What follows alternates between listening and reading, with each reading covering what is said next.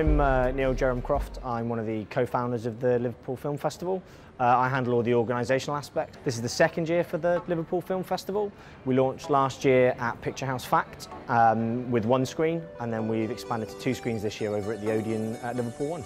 And Liverpool didn't have a big film festival, and with it being such a cultural city, it seemed crazy that there wasn't one here, so we sort of brought everything we learnt doing the Manchester Film Festival across to Liverpool. My name is Laurent Koja.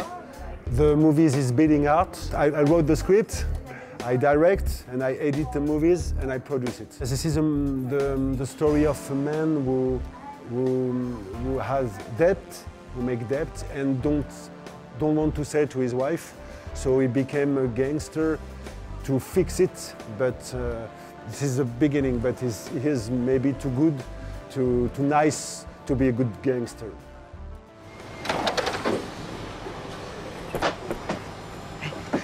Qui c'est qui m'a retrouvé sur le canapé? C'est moi dans le salon. Soyez attentifs, les gars!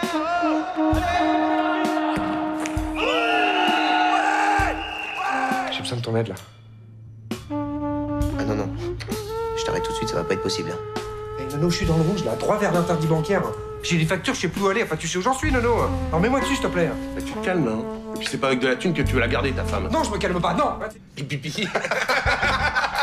Faut que tu lui dises qu'il rentre tout. Mais il a pris quoi? De toute façon, mon père, c'est un super-héros. Exactement. C'est un super-héros avec des super secrets. Il est super silencieux. Toi, tu serais pas super relou? Quand tu super y vas, là.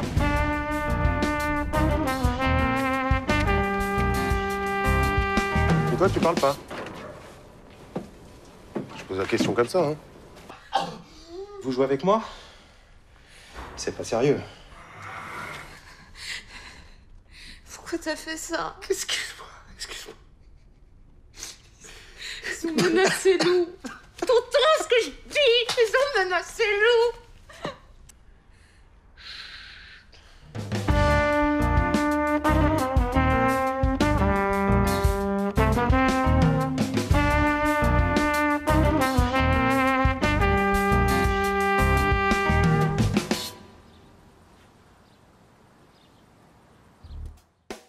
The process is, for me, life, it's a mixing of genre. So cinema must be the same.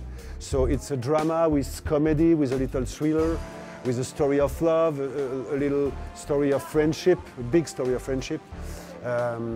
This is the way for me to make movies.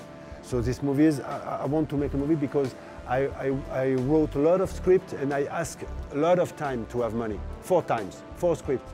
And one time they said no, one time they say yes, but we don't have the television. The other time we lose a partner, so the film don't exist.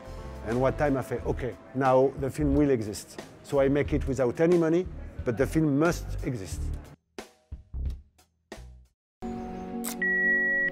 Hey Ellie, it's Maria. I tried you on your mobile, but I guess you're out running. Again. Now, what's the point of having a mobile if you're not going to answer it? I don't know why you bother all that running anyway. Who wants a skinny-ass food critic? So, how does this work? Do I just talk to you? If you'd like. What about? Tell me about today. I'm a restaurant critic. I've been asked to review a new chef at a restaurant tonight. You don't want to go. People stare.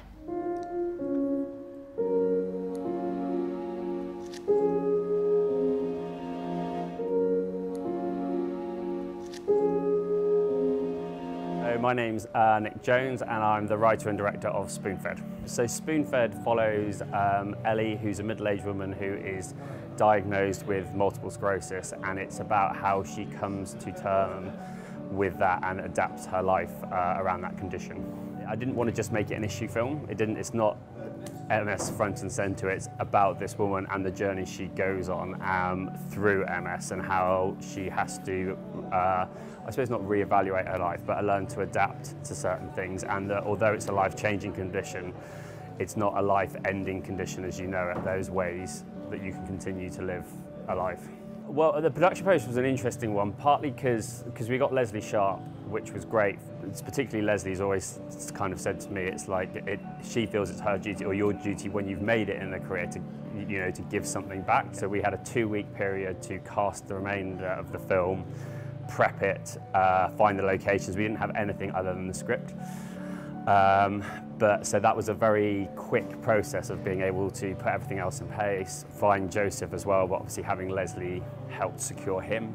It was, yeah, a really quick turnaround, and then it was a 3-day shoot that we shot the film in. I think the biggest constraint with any film, short or feature, is, well, 2 constraints are budget and time. So, and if you have both of them, you're in a luxurious position, but usually you're suffering on one or the other. I mean, we were relatively suffering on both. So sometimes those limitations create creative moments that, you know, that can be magic that you wouldn't have got if you had endless budget and time to come up with things. Sam McFarland, writer-director of Need a Hand. It's a partially animated documentary about disability. I was born with one hand, and I have a mate who was in an accident a few years ago and broke his back, and now he can walk but uses a wheelchair to get around. So him and I just have sort of a conversation about similarities and differences in our situation, and our lifestyles, and how we're sort of influenced by our disabilities. I had one about sort of my perception of people's feelings towards my arm, and then one sort of about my feelings towards my arm.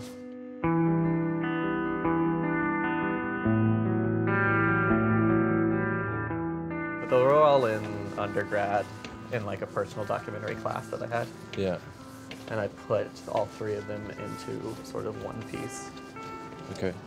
Called, what was it called? Me, My Dad, and You, I think. Yeah, yeah.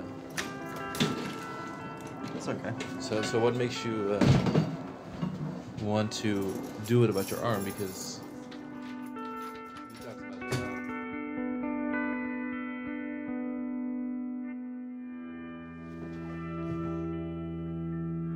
I think there's something very interesting about having a disability and being in a creative field, because how you come up with these tricks is inherently creativity. Yeah. So my favorite sort of help to get from other people when I'm confronted with a new thing for the first time is them to understand that I have to do it different than they do it, and then going into a creative world with me. So like, what are some solutions that we can figure out? Not, well, this is how I do it. Yeah, yeah. So you should try to figure out the same way to do it this way. But instead of, so what if you do like, maybe you like use your knee and prop it up there and then hold that.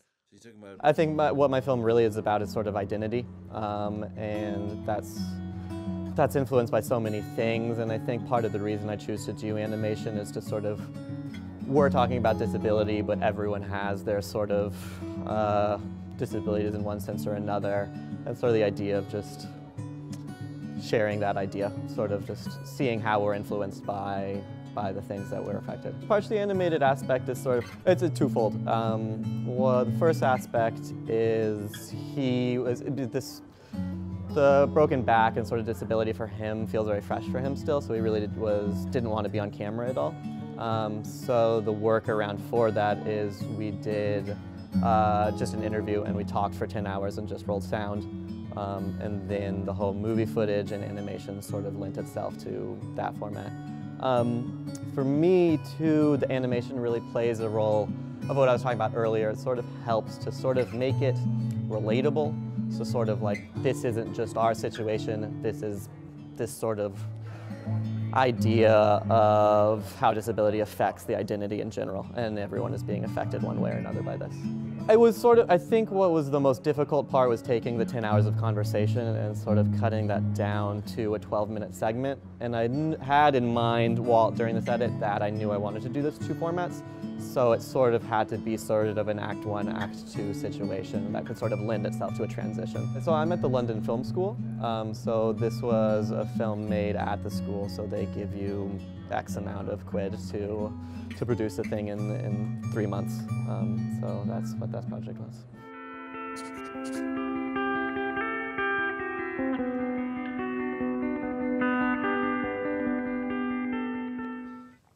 Being able to deal with it in a mentally healthy fashion. I mean, this goes back to the whole idea. there is such a mental side of physical disability, and everyone is fighting that fight, oftentimes more than the physical part.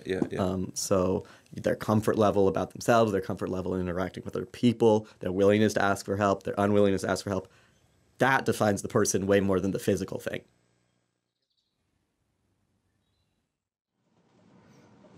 Ja, zeg maar wat. Hi. Zo, hoe is het ermee? Ja. Je bent geslaagd vandaag. I know. It took me quite a long time to also get to that stage of like, okay, so it was quite quickly that I sort of accepted for myself I am disabled. But it took me quite a while to accept, to be able to talk about what happened.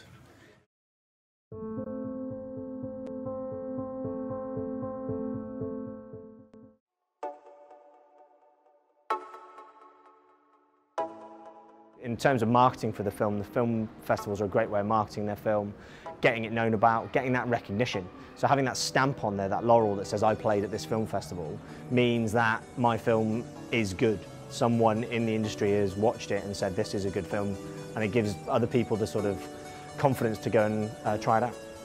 I think the more good quality festivals there are where you can showcase your work, the better. Getting your film, being able to come along to the festival is really big for the filmmakers. So we've got probably 30 or 40 filmmakers here over the weekend representing their films, and they all get to mingle and network and make connections and potentially work on new projects together. So it's a great way of networking, getting more industry connections, and I think that side of it, the more events we can put on, the more people can collaborate together, then that's obviously got to be a good thing. My name is Thomas Hansen. I'm the composer for Asset Management. We explore toxic masculinity, possession, jealousy, aggression, specifically between these two characters played by Stephen and Amir. And it's just about the tension that rises between them in this innocuous, or at least seems innocuous, meeting at the very start, and of course reveals to be something quite different. That was a big party on Friday. I was sorry that I missed it. My wife went though. Have you met my wife?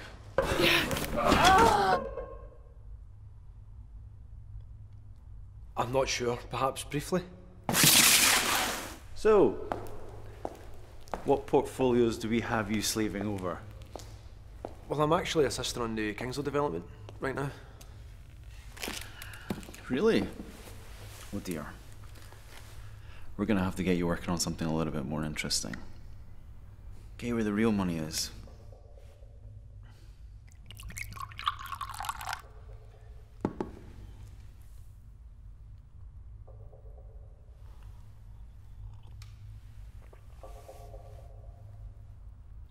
I have a question for you. On Friday, were you...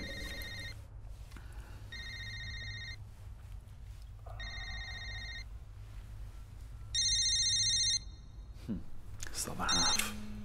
She's probably wondering where I was last night. It's ironic because it's usually the other way around.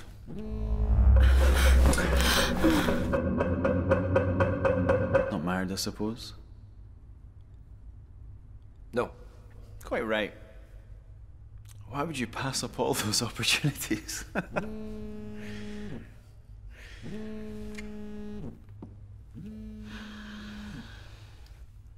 I'll give you a moment. Sit down. We're not done. So the music is a little bit out of time, and there's no harmony, and it clashes a lot. So it kind of breaks most of the rules, which is great. It's all these different sort of percussion lines and all these different textures, and they are all a little bit out of time. Because if the music was in time, that's comforting. We like the idea that music is in time, that makes us feel better. I don't want you to feel good when you're watching the film. I want you to feel stressed out. I want you to feel like you're sitting in that chair as some person reveals this horrible, horrible, aggressive plan that they have in front of you. It's all about making you feel uncomfortable. And to do that, you have to go against conventions. And that's the kind of thing I like to do. It's great to see your work on the same screen that maybe your other favorite film has been put on. That's just very, very sweet. And also it gets people talking and networking. Like I've already handed out a couple of business cards, I've only been here for 2 hours. But that's kind of the point. You start gelling with each other and you see their other work and you're actually seeing something very intimate. You're seeing someone else's baby on screen. That's basically what's happening. So it's a very intimate, rather sensitive moment. And that's a really, really good time to gel with each other. My name is Nina de Grave. I'm from Brussels and I present my documentary, who's my graduation film, called Ray Richardson, Outside of the Water. It's a documentary, it's a portrait of a British figurative painter from Southeast London.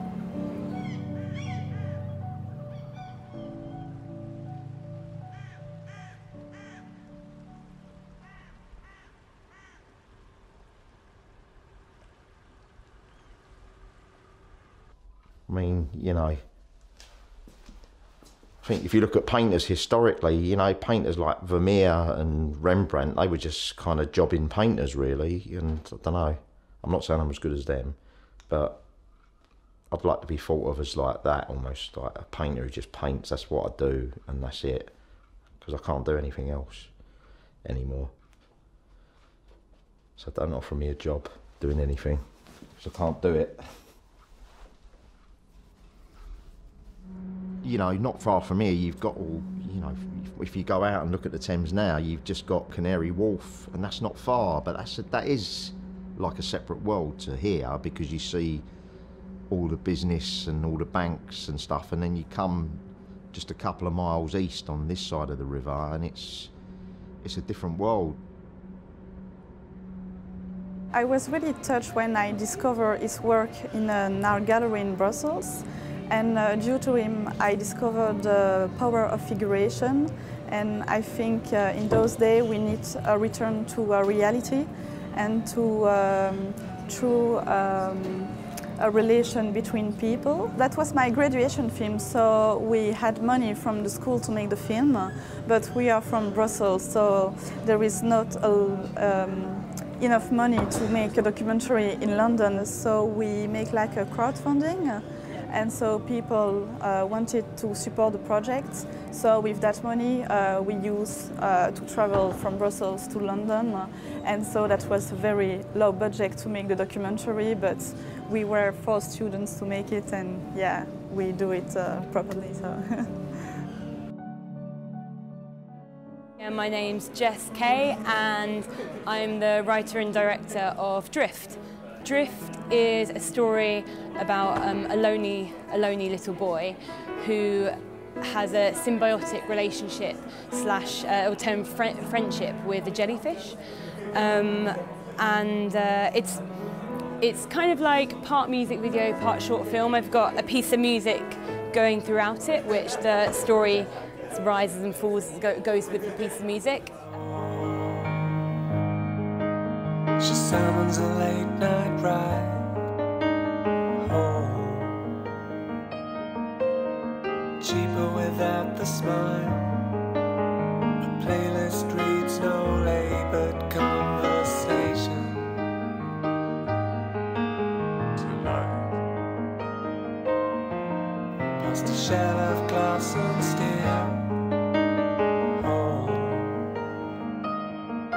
And the sound of the fortune wheel, closing your eyes and ears to get from it. So it started because one of my friends, who's a composer for theatre and does his own music and things, he had started writing this song, and I heard some of it, and I had all these visual ideas in my head, and I was like, oh, okay, maybe I'll make something to go along with it. Then he did a bit more, then I did a bit more, and he finished the music, and then I created this film over a weekend. And so I guess ideas first came from that, kind of the kind of ethereal sounds of the song. And I guess that's why it's quite narrative in some ways. It's kind of like a very narrative music video or a kind of abstract short film, I guess. I also work with kids with special needs as a support worker. I really love working with children, and they all have their funny little quirks and really go for it and have all this enthusiasm, and that was pretty great. And the boy that was in the film, he hadn't done anything like this before, and he's only been going to his drama a Saturday drama club for like a month or something. So he was just really excited and really positive and came up with funny ideas and really got along with everyone. It was really great. Really lucky to have him. He was really cool. My name is SEBASTIEN CARFORA. I'm the film director of the movie Inside the Wardrobe. I try to recreate nowadays expressionist movie. It means that the production design is used to express the feelings of the main character. Quand j'étais petit, je jouais dans l'atelier de mon père. J'allais toujours me cacher dans une vieille armoire.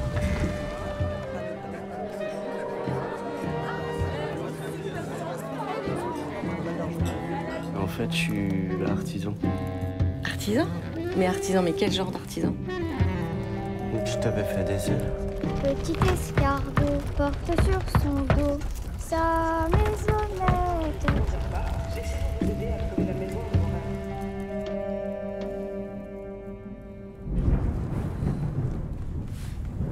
Je vais revenir.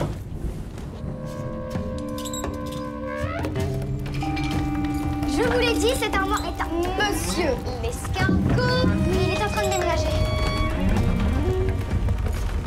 On y va? Où ça? T'es sérieux? Elle est géniale, ton armoire.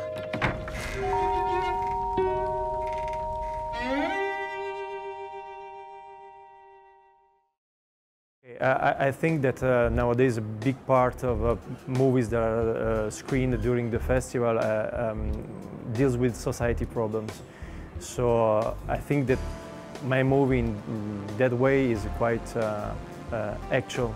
I think that these kind of movies are mostly made in the same way, really realistic way, like documentary style, and I really like that. But I wanted to try something different. So I think that, generally speaking, short movies are mostly made by the passion of a filmmaker, but also by the passion of all the people working with him.